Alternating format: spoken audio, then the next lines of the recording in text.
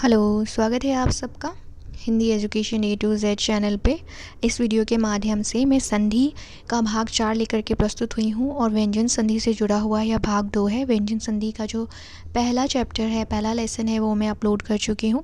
तो आपसे निवेदन है कि व्यंजन संधि अगर आप समझ रहे हैं, व्यंजन संधि से संबंधित नियम आप जानने समझने का प्रयास कर रहे हैं, तो वीडियो जो इससे पहले मैंने अपलोड किया है वो ज़रूर देखें। ये बहुत आपको हेल्पफुल होगा व्यंजन संधि के जो कंसेप्ट है उसको क्लियर करने में।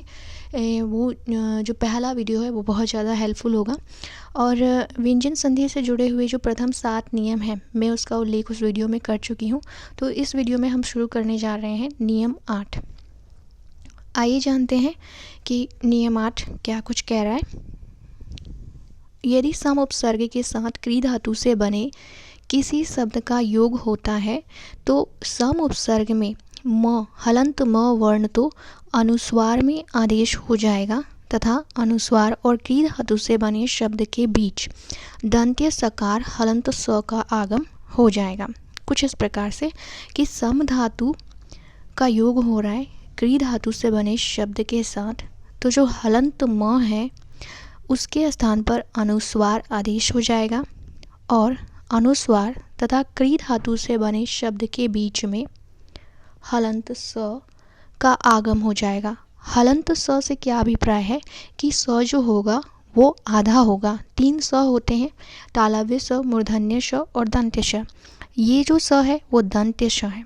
क्री धातु से बने हुए शब्द कौन कौन से हो सकते हैं, तो यहाँ पर दिया हुआ है कार, करण, कारक, कार्य, कृति, कृत, कर्ता। क्री धातु का अर्थ क्या होता है, तो इसका अर्थ होता है करना। इसी बात को, इसी नियम को उदाहरण से समझते हैं। सम जोड़ कार क्या बन गया, संस्कार।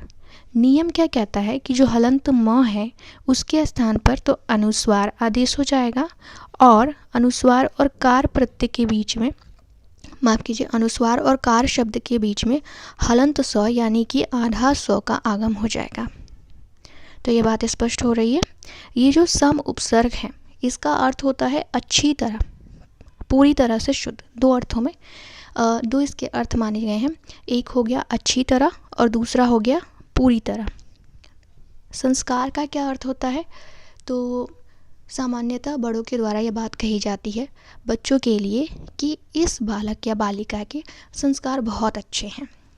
कहने का अभिप्राय है यह है कि उसका जो आचरण है, जो व्यवहार है वो बहुत अच्छा है। बड़ों का सम्मान करना,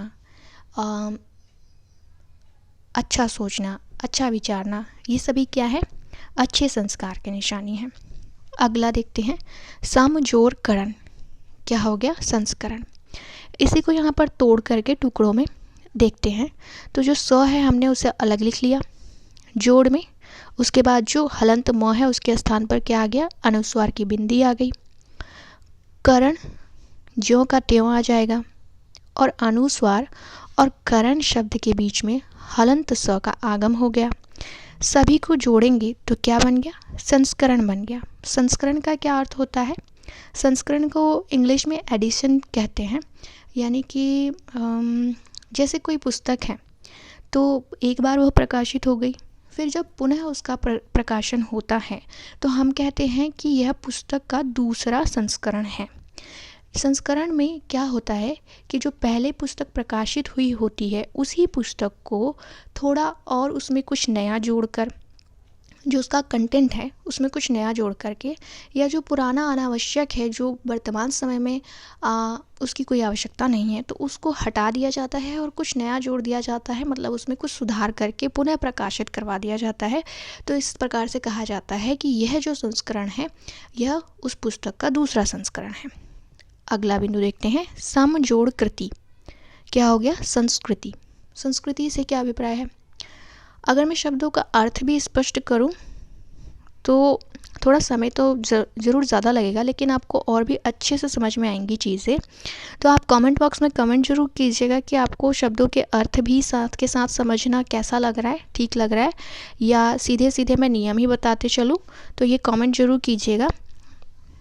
सम जोड़कृति हो गई संस्कृति। संस्कृति से क्या अभिप्राय होता है? संस्कृति के लिए बोलचाल की भाषा में कल्चर शब्द का प्रयोग ज़्यादातर देखने को मिलता है कि हमारा कल्चर ये है, या जो भी इस तरह की बातें अक्सर सुनने में आती हैं। कल्चर से क्या अभिप्राय हो जाता है कि एक व्यक्ति जिस समाज में रहता है उस समाज का कुछ पहनावा होता है, खान पान अलग होता है, और तीज त्योहार व्रत इत्यादि अलग हो सकते हैं। तो इन्हीं सबको सामूहिक रूप में क्या कहा जाता है? संस्कृति कहा जाता है। अगला बिंदु है समजोड़कृत संस्कृत। संस्कृत भाषा है यूँ तो, और इसका जो अर्थ होता है, अगर शाब्दिक अर्थ मैं बताऊं तो इसका शाब्दिक अर्थ होता है शुद्ध या परिमार्जित। समजोड़ कार्य, समजोड़ कार्य, संस्कार्य। समजोड़ कर्ता, संस्कर्ता। समजोड़ कारक, संस्कारक। संस्कार्य क्या हो गया? संस्कार्य का अर्थ हो गया जैसे सुधार किया हुआ। संस्कार्य मतलब जिसमें सुधार किया जा चुका है, उसको हम कहते हैं संस्कार्य। संस्कर्ता यानी कि जो संस्कार करता है उसको संस्कर्ता कहा गया। आगे बढ़ते हैं। नियम 9, यदि परि उपसर्ग के साथ क्री धातु से बने किसी शब्द का योग होता है तो परि उपसर्ग और क्री धातु से बने शब्द के बीच मूर्धन्य शकार का आगम हो जाएगा। ध्यान दीजिएगा कि इसके नीचे भी हलंत का चिन्ह लगा हुआ है, यानी कि जो मूर्धन्य शकार है वह भी आधा ही लिखा जाएगा। परि उपसर्ग से योग हो रहा है क्री धातु से बने शब्द के साथ। तो क्री धातु से जो शब्द है बनने वाले उसका उल्लेख मैं पूर्व में कर चुकी हूँ। और क्या आगम हो जाएगा? तो मूर्धन्य शकार का आगम हो जाएगा। परिजोड़कार क्या हो गया? परिष्कार हो गया। किस प्रकार से? यहाँ पर देख सकते हैं कि आधा जो मूर्धन्य श है उसका आगम हो गया है। किस प्रकार से ये जानते हैं? परि उपसर्ग है, परि उपसर्ग है, और इसके परि जो उपसर्ग है इसका अर्थ क्या होता है? तो इसका अर्थ होता है आस पास, चारों ओर। ठीक है, परि उपसर्ग है और इसका अर्थ होता है आसपास, चारों ओर। कार जो है वो क्री धातु से बना हुआ शब्द है और इनके बीच में नियम अनुसार मूर्धन्य श का आगम हो गया है। अगर हम तीनों को जोड़ करके देखें तो हमें मिल जाएगा परिष्कार। परिष्कार का अर्थ क्या होता है? तो परिष्कार का अर्थ होता है अच्छी तरह से साफ करने की क्रिया। अच्छी तरह से साफ करने की क्रिया को परिष्कार कहा जाता है। परिष्कारक, उससे पहले है परिष्कृत। परिजोड़कृत क्या हो गया? परिष्कृत हो गया। परिष्कृत का क्या अर्थ होता है? तो परिष्कृत का अर्थ होता है साफ किया हुआ। साफ किया हुआ, पहले वाली क्रिया का उल्लेख है और यहाँ पर क्या है? जो काम हो चुका है, यानी कि साफ किया हुआ। परिष्कारक, परिष्कारक क्या हो गया? साफ करने वाला। परिष्कृति, परिष्कृति क्या हो गया? साफ करना। परिजोड़ कारक, परिष्कारक, परिजोड़ कृति, परिष्कृति। परिष्कर्ता, परिजोड़ कर्ता, परिष्कर्ता, परिजोड़ कार्य, परिष्कार्य, परिजोड़करण, परिष्करण। यहाँ पर एक विशेष नोट है, वो ध्यान दीजिएगा। यदि किसी उपसर्ग का अंतिम वर्ण स्वर रहित हो और उससे किसी स्वर का योग हो तो वहाँ संधि नहीं होती बल्कि संयोग होता है। क्या कहा जा रहा है? कि यदि किसी शब्द, किसी उपसर्ग का अंतिम वर्ण स्वर रहित है, यहाँ पर हम देखते हैं कि हलंत म है जो कि स्वर रहित है, आधा म है, तो इस प्रकार से स्वर रहित है ये, और स्वर रहित हो और उसे किसी स्वर का योग हो। यहाँ पर हम देख रहे हैं कि आ जो है वो एक स्वर है, तो किसी स्वर का योग हो तो वहाँ संधि नहीं होती है बल्कि क्या होता है? संयोग होता है। संधि से सीधा सरल सा अभिप्राय क्या होता है कि दो वर्णों का जब योग होगा तो वहाँ कोई बदलाव होना चाहिए। अगर बदलाव नहीं हो रहा है तो यानी कि वो संधि नहीं है। वो संधि नहीं है तो फिर क्या है? वो संयोग है। किस प्रकार से? देखिए, सम जोड़ आचार, समाचार, किसी प्रकार का बदलाव हो रहा है। सम जो हलंत म है उसके साथ आ जुड़ गया, यानी कि आ की मात्रा लग गई तो ये क्या बन गया? म जो है वो माँ बन गया। समाचार, सम जोड़ आचार, समाचार। किसी प्रकार का कोई परिवर्तन यहाँ नहीं हो रहा है, यानी कि जो वर्ण यहाँ पर है वही वर्ण यहाँ पर भी है, कोई बदलाव नहीं हुआ है। निरूपाय, निर्जोड़ उपाय, निर्जोड़ उपाय, यहाँ पर भी वही लिखा हुआ है। निरूपाय, जो वर्ण, जो व्यंजन और जो स्वर यहाँ पर है वही यहाँ पर भी है, किसी प्रकार का कोई परिवर्तन नहीं है। निरुत्तर का निर्जोड़ उत्तर, यहाँ इस पे के बारे में भी वही बात है। तो इस विशेष नोट के अंतर्गत यह बताया गया है कि यदि किसी उपसर्ग का जो अंतिम वर्ण है, उपसर्ग का अंतिम वर्ण स्वर रहित है और उसका योग हो रहा है स्वर के साथ, तो वहाँ संधि नहीं होती है, बल्कि क्या होता है, संयोग होता है। आगे बढ़ते हैं। नियम 10, यदि तौद के साथ च छ का योग हो तो हलंत तौद के स्थान पर हलंत च वर्ण आदेश हो जाएगा। यदि हलंत तौद का योग हो रहा है च छ के साथ, च छ के साथ योग हो रहा है तो तौद के स्थान पर च हलंत च आदेश हो जाएगा। इसी को उदाहरण से समझते हैं। सचेष्टा, सत जोड़ चेष्टा, क्या हो गया, सचेष्टा हो गया। अब यहाँ पर देखिए हलंत त है, हलंत त का योग हो रहा है चौक के साथ और त के स्थान पर आगम हो गया है हलंत च का और चेष्टा ज्यों का त्यों है। यहाँ पर किसी प्रकार का कोई परिवर्तन नहीं करना है, तो चेष्टा ज्यों का त्यों आ गया और हलंत त के स्थान पर क्या हो गया, हलंत च यानी कि आधा च हो गया। तो इस प्रकार से ये बन गया सचेष्टा। उत जोड़ चारण, क्या हो गया, उच्चारण। उत जोड़ चित्त जोड़ आनंद, सच्चिदानंद। सरद जोड़ चंद्र, सरचंद्र। चेष्टा का क्या अर्थ होता है, चेष्टा का अर्थ होता है प्रयास, कोशिश, उसे हम कहते हैं चेष्टा। और सचेष्टा का क्या अर्थ हो गया, सत जो उपसर्ग है इसका अर्थ होता है सच्चा, सत्य। और सामूहिक रूप से हम जब इसका संधि कर देते हैं तो ये बन जाता है सचेष्टा और इसका अर्थ हो गया कि ऐसा प्रयास, ऐसा कोशिश जिसमें सच्चाई मौजूद है, तो हम उसे कहेंगे सचेष्टा यानी कि सच्चा प्रयास। उच्चारण, उच्चारण शब्द से हम लोग परिचित ही हैं। सच्चिदानंद, सत चित्त आनंद। सत्य यानी कि सच्चा, चित्त यानी कि मन, यानी आनंद यानी कि आनंद यानी कि खुशी जो हम महसूस करते हैं। तो सत्य चित्त आनंद का क्या अर्थ हो गया, ऐसा मन जो सच से भरा हुआ है और आनंद से भरा हुआ है, तो सत्य चित्त आनंद। शरद चंद्र, शरद चंद्र क्या हो गया, शरद ऋतु में दिखाई देने वाले चंद्र को यानी कि चंद्रमा को जो शरद ऋतु में दिखाई देता है उसे क्या कहेंगे, शरद चंद्र कहेंगे। शरद ऋतु कौन सी होती है, तो सर्दियों की ऋतु होती है और उसमें भी कौन सा एक पक्ष होता है, जब पतझड़, पतझड़ का जो समय आता है, जब पत्ते पेड़ों से गिरने लगते हैं, तो उस ऋतु में दिखाई देने वाला चंद्रमा के लिए बात कही जा रही है। उस ऋतु में दिखाई देने वाले चंद्र को क्या कहेंगे, तो शरद चंद्र कहेंगे। यदि, अगला नियम है, यदि त, हलंत त और हलंत द का योग ज झ के साथ होता है तो हलंत त या हलंत द अपने ही स्थान पर हलंत ज वर्ण में आदेश हो जाएगा। हलंत त और हलंत द का योग हो रहा है ज झ के साथ, तो हलंत त और हलंत द के स्थान पर हलंत ज आदेश हो जाएगा।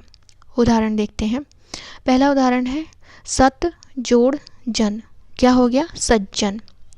हलंत त के स्थान पर हलंत त का योग हो रहा है ज के साथ, तो हलंत त के स्थान पर क्या आदेश हो जाएगा, हलंत ज आदेश हो जाएगा और इस प्रकार से क्या बन जाएगा, ये सज्जन बन जाएगा। हलंत त के स्थान पे आधा ज आ गया। हलंत त का ही क्या अभिप्राय है कि जो भी वर्ण आएगा, देखिए गौर से इस बात पर गौर कीजिएगा कि वर्णों के साथ जो मात्रा होती है वही मात्रा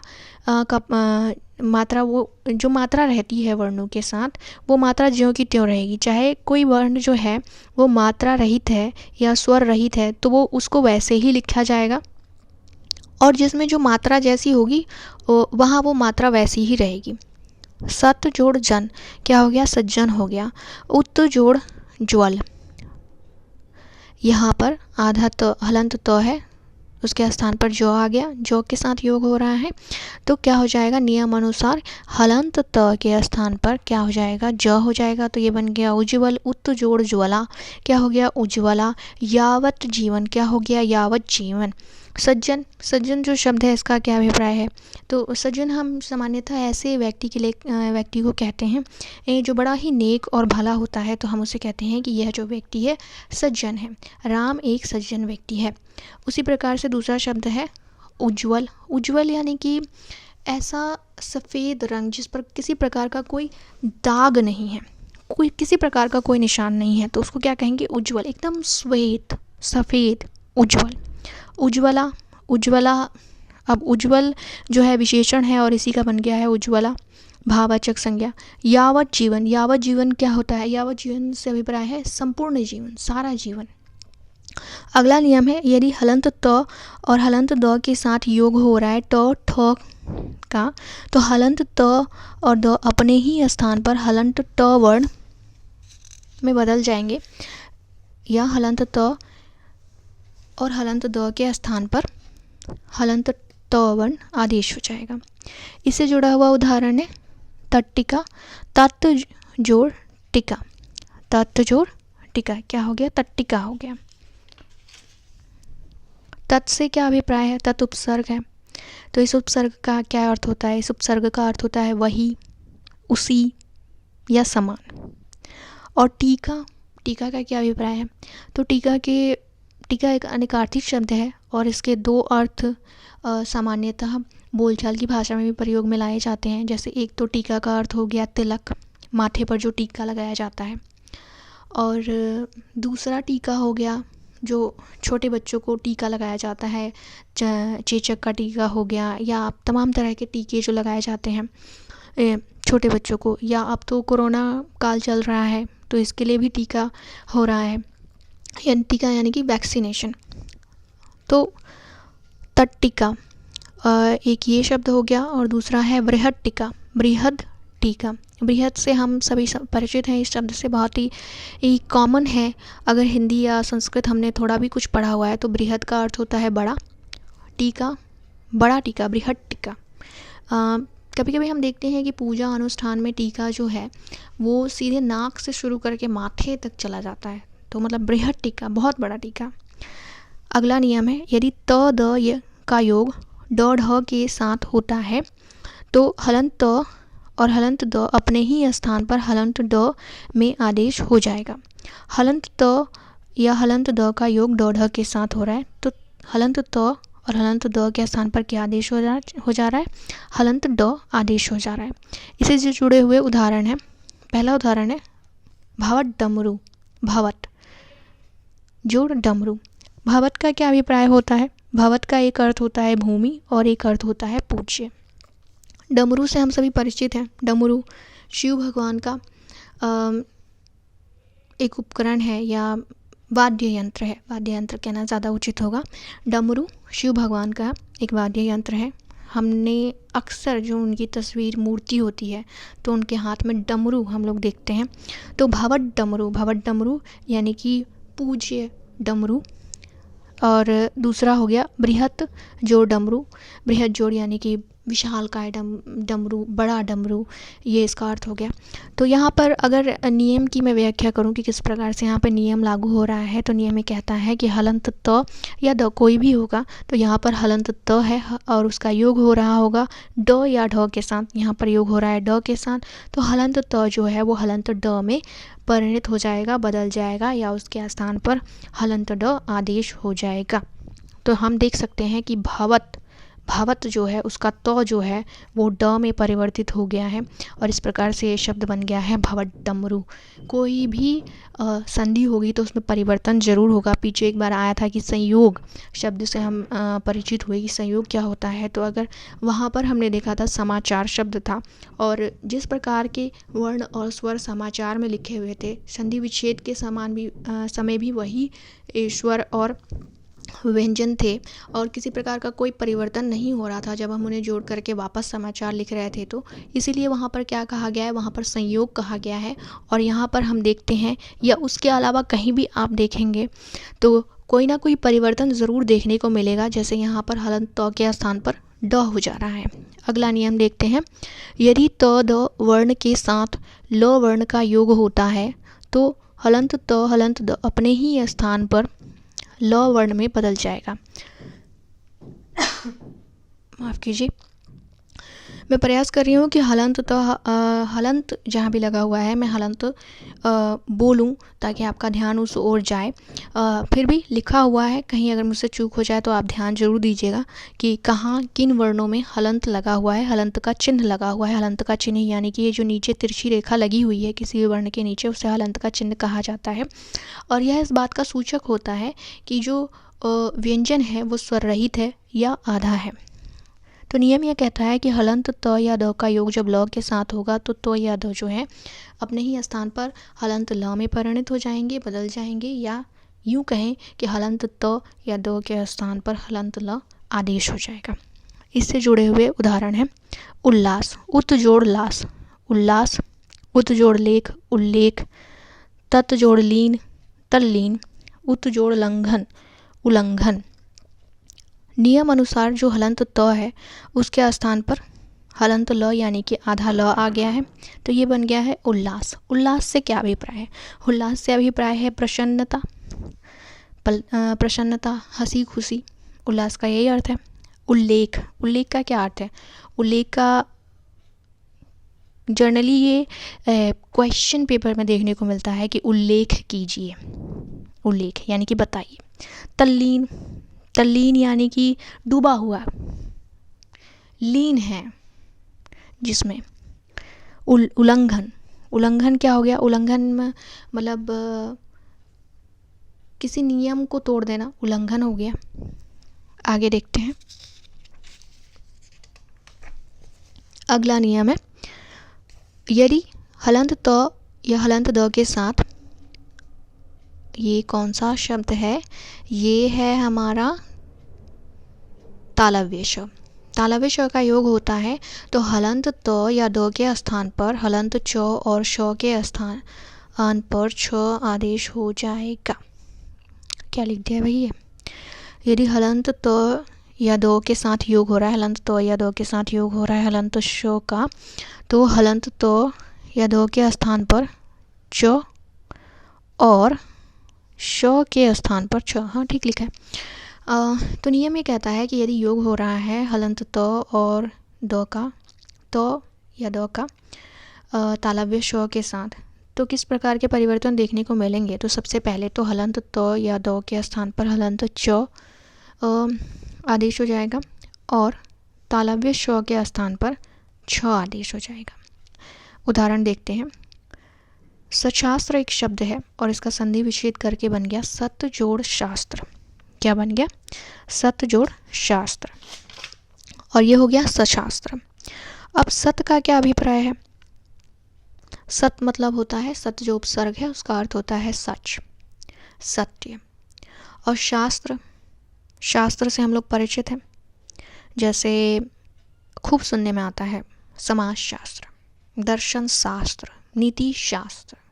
यानी कि एक ऐसी पुस्तक जो किसी विषय विशेष के बारे में आदि से लेकर अंत तक, या जितनी व्यापकता में हो सके उतनी व्यापकता में, और जितनी बारीकी में हो सके उतनी बारीकी और गहराई में उस विषय विशेष के बारे में जो जानकारी देता हो, ऐसा पुस्तक क्या कहलाता है? शास्त्र कहलाता है। सशास्त्र, सशास्त्र का क्या अर्थ हो गया? सच्चा शास्त्र। इसी को हम तोड़कर देखें कि नियम किस प्रकार से इस पर लागू होता है।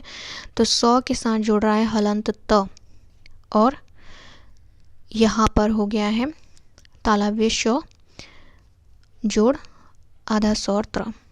ठीक है, हाँ ठीक है। तो हलंत त के स्थान पर क्या आदेश हो गया? हलंत च आदेश हो गया, और तालव्य श के स्थान पर छ आदेश हो गया। मैंने बताया है कि जो भी स्वर वर्ण में जुड़े हुए हैं वो ज्यों के त्यों रहेंगे, उसके साथ कोई परिवर्तन नहीं होगा, और ये बन गया है सशास्त्र। दूसरा उदाहरण है उच्छृंखल, उत जोड़ श्रृंखल, ये बन गया उच्छृंखल। उच्छृंखल का क्या अर्थ होता है? उच्छृंखल का अर्थ होता है बंधन ना मानने वाला। धन्यवाद, मिलते हैं अगले वीडियो में। नमस्कार।